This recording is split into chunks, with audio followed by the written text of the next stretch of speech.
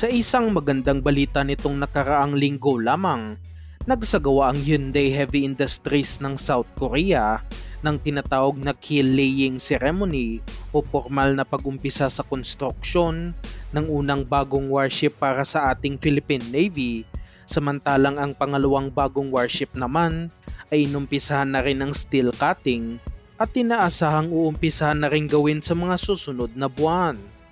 Ang dalawang bagong warships na ito ay tinatawag na HDC 3100 na napili ng Philippine Navy noong Horizon 2 ng AFP Modernization Program, at ang dalawang warships ay nagkakahalaga ng nasa 28 billion pesos, kasama na rin dito ang mga missiles at bala. Tinatayang may dideliver ang mga vessels sa taong 2025, at ang mga ito na ang magiging pinaka-advanced na warship sa buong armada ng Pilipinas dahil ito ang pinakaunang vessel na magkakaroon ng vertical launch system at may tuturing din na semi-stealth ang naturang warship. Sa suma total, kaya nitong magdala ng aabot sa 24 na missiles, kaya ito na ang magiging pinaka-heavily armed na vessel ng Philippine Navy. Kaya malaking upgrade ito sa kapabilidad ng ating hukbong senatahan. At sa bagong impormasyon na inilabas, mas malaki ito at mas mabigat kumpara sa naunang plano dahil noon ay sinabing nasa 114 meters ang haba ng warship, ngunit ngayon ay magiging 118 meters na ito, at mula sa bigat na 3,100 tons ay magiging 3,200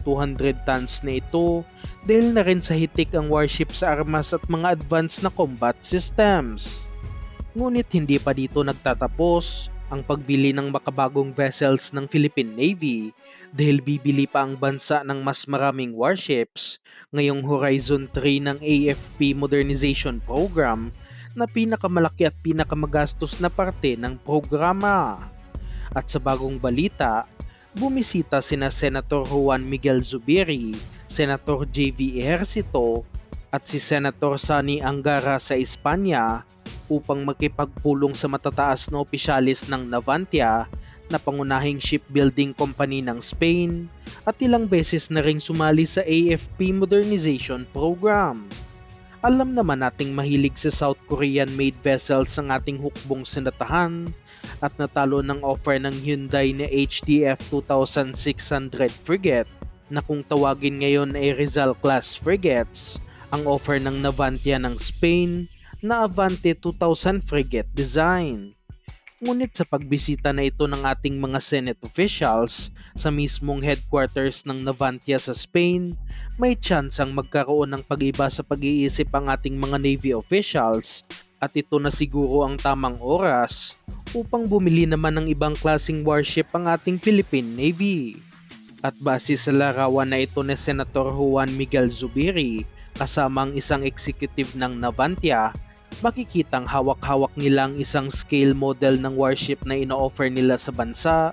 para sa Horizon 3 ng AFP Modernization Program. At base sa scale model na ito, inaasahang ang sinasabing ino-offer ng Navantia para sa ating Philippine Navy ay ang Avante 2200 combatant design na pinakamalaki at pinakaarmadong variant ng Avante 2000. Halos kasing laki lang ito ng ating mga Jose Rizal class frigates, ngunit wag iismulin ang warship na ito dahil kung ating ikukumpara, kaya lamang ng Rizal frigates na magdala ng nasa 16 na missiles, samantalang ang mga Avante 2200 naman ay kayang magdala ng aabot sa 40 missiles. Compatible din ang warship na ito sa Mark 41 vertical launch system na kayang magdala ng anti-air missiles na may range na aabot sa 50 kilometers, samantalang ikakabit naman sa ating mga Rizal frigates at pati na rin sa paparating na HDC 3100 corvette ay ang tinatawag na vertical launch Mika na kaya lamang magdala ng missiles na may maximum range na nasa 20 kilometers. Ang magiging malaking balakid na lang ng Navantia upang manalo sa AFP Modernization Program ay kung kaya ba nilang bigyan ng magandang presyo ang kanilang warships para sa ating Philippine Navy dahil doble ang presyo nito kung ikukumpara sa Rizal frigates, ngunit doble din naman ang capabilities ng Avanti 2200. Hindi lang din para sa ating Navy gusto mag-supply ng Navantia, kundi pati na rin sa ating Philippine Coast Guard at nag-offer din ito ng kanilang mga patrol vessels. Kung ating titignan sa kanilang website, isa sa aking masasabing i-offer nila sa ating Coast Guard ay ang kanilang Avante 1400 Littoral Patrol Vessel na dinisenyo talaga upang pangpatrolya sa exclusive economic zone, kaya bagay na bagay ito para sa ating Coast Guard kung mabibigyan ng sapat ng pondo ng ating gobyerno. Napakahaba din ng range ng barkong ito kung ikukumpara sa ating mga Teresa Magbanwa class vessels na may range ng nasa 7,400 kilometers, samantalang ang mga Avante 1,400 naman ay may range na aabot sa 9,200 kilometers. At sa aking opinyon lamang, dapat na sigurong kumuha ang ating Coast Guard ng mga armadong vessels, katulad na lang nitong patrol vessel na armado ng isang 76mm naval gun, isang 35mm autocannon sa likod, at nasa dalawang 12.7mm machine gun. Ngunit hindi pwedeng pangbanggaan ng vessel na ito dahil ang isang Avante 1400 na binili ng Venezuelan Navy ay lumubog matapos magkaroon ng collision sa isang cruise ship malapit sa kanilang territorial waters. Samantalang kung gugustuhin naman ng ating Coast Guard ng mas maliit na vessel ngunit armado pa din, mayroon ding Avante 300 fast patrol vessel ang Navantia na malaki lang ng kaunti kung ikukumpara sa ating mga Parola class vessels at armado din ng mga 76mm autocannon.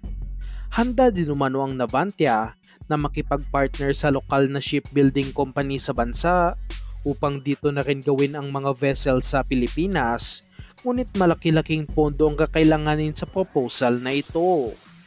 Makikita na nagiging agresibo na rin ang Espanya sa pag-offer ng kanilang mga armas para sa ating modernization program at hindi lang din mga warships at iba pang naval vessels ang offer ng Navantia sa Pilipinas, pati na rin ang kanilang SAT Isaac Peral submarines para sa Navy laban sa offer na submarines ng France at South Korea. Nagkaroon na rin ng major procurement ang bansa mula sa Espanya matapos bumili ang Philippine Air Force ng nasa 7 C-295 military transport aircraft na tinatayang nagkakahalaga ng 2 billion pesos bawat isang piraso.